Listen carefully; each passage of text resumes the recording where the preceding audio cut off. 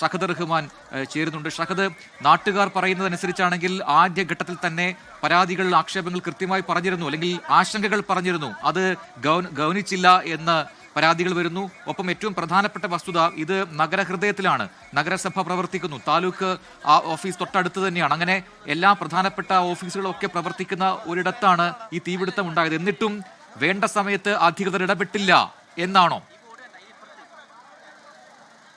അതായത് കൃത്യസമയത്ത് ഈ സംഭവം അറിഞ്ഞ ഉടൻ തന്നെ ഫയർഫോഴ്സിനെ വിവരം അറിയിച്ചെങ്കിലും കൃത്യസമയത്ത് അല്ലെങ്കിൽ വേണ്ട ഗൗരവം ഇതിന് കണക്കാക്കാതെ ഉദ്യോഗസ്ഥർ ഈ സംഭവ സ്ഥലത്തേക്ക് എത്തിയിട്ടില്ല എന്നുള്ളതാണ് നാട്ടുകാരും അതുപോലെ തന്നെ ഈ വിവിധ രാഷ്ട്രീയ പാർട്ടി പ്രതിനിധികളും ഉന്നയിക്കുന്ന പ്രധാനപ്പെട്ട ആരോപണം. അതിന് ഉദ്യോഗസ്ഥരുടെ ഭാഗത്തു നിന്നുള്ള വിശദീകരണം, അല്ലെങ്കിൽ അല്പസമയം മുമ്പ് MLA തന്നെ നമ്മളോട്, അതായത് നമ്മൾ ഫോൺ മുഖേന ബന്ധപ്പെട്ടപ്പോൾ അദ്ദേഹം പറഞ്ഞിട്ടുള്ള വിശദീകരണം എന്ന് പറയുന്നത്, അതായത് ഒരുപാട് ദൂരമുണ്ട് പല ഇടങ്ങളിൽ നിന്നായിട്ട് ഈ സംഭവം നടന്ന സ്ഥലത്തേക്ക് എത്തുവാൻ.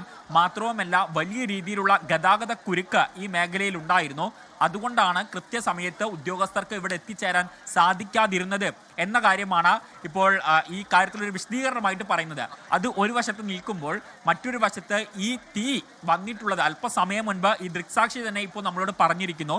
ഈ തീ വന്നിട്ടുള്ളത്, അല്ലെങ്കിൽ തീ എവിടെ നിന്നാണ് വന്നത് എന്ന ചോദ്യത്തിന് അതിന് ഉത്തരമായിട്ട് അദ്ദേഹം പറയുന്നത്, അതായത് തൊട്ട് മുൻപിലുള്ള ഈ കെട്ടിടത്തിന്റെ തൊട്ട് മുൻപിലുള്ള ആ ട്രാൻസ്ഫോമർ ഉണ്ട്, ആ ട്രാൻസ്ഫോമറിൽ നിന്നാണ് ഒരു തീ സ്പാർക്ക് വരുന്നത്. അതിൽ നിന്ന് അവിടെ ഒരു വലിച്ചു കെട്ടിയിട്ടുള്ള തുണിയുടെ മുകളിലേക്ക് എത്തുകയായിരുന്നു. അതിൽ നിന്നാണ് എല്ലാ കടകളിലേക്കും തീ പടർന്നത് എന്നുള്ളതാണ്. ഇതിലേറ്റവും പ്രതിസന്ധിയായിട്ട് അല്ലെങ്കിൽ വെല്ലുവിളിയായിട്ട് ഇപ്പോൾ നിലനിൽക്കുന്ന പ്രശ്നം എന്ന് പറയുന്നത്, നിലവിൽ ഈ ഉദ്യോഗസ്ഥർക്ക് ഈ തീപിടുത്തം ഉണ്ടായിട്ടുള്ള കെട്ടിടത്തിനകത്തേക്ക് പ്രവേശിക്കാൻ ഇതുവരെ സാധിച്ചിട്ടില്ല എന്നുള്ളതാണ്.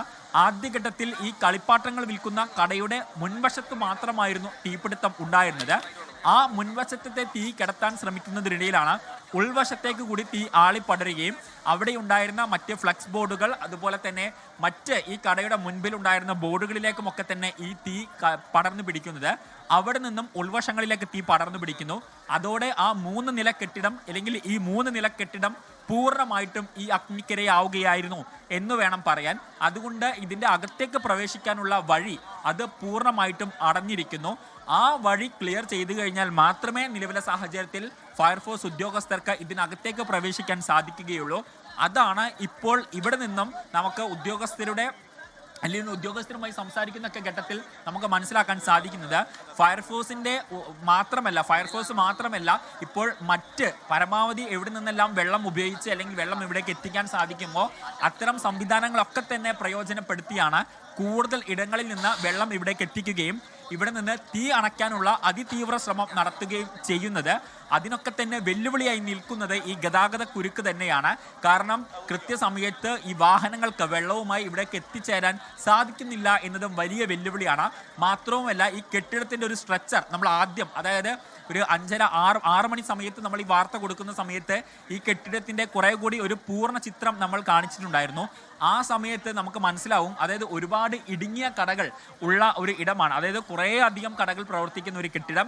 ആ കെട്ടിടത്തിൽ അടുത്തടുത്തായിട്ട് ഒരുപാട് കടകൾ പ്രവർത്തിക്കുന്നുണ്ട്. ശരി, അതാണ് ആ ഇടത്തേക്ക് കയറി ചെന്ന് രക്ഷാപ്രവർത്തനം നടത്താൻ വിലങ്ങുതടിയാകുന്നതും അതിന്റെ ആ ഘടന തന്നെയാണ്. എന്തായാലും നിലവിൽ ഗതാഗത കുരുക്ക് വലിയ രൂക്ഷമായി തന്നെ അവിടെ തുടരുകയാണ്. പയ്യന്നൂരിൽ നിന്നും കണ്ണൂരിലേക്കും തിരിച്ചുമൊക്കെ പോകേണ്ട യാത്രക്കാർ, വാഹനങ്ങളൊക്കെ തന്നെ മറ്റ് വഴികൾ തേടുന്നതാണ് നല്ലത് എന്ന അറിയിപ്പ് കൂടി ഇപ്പോൾ വരുന്നു.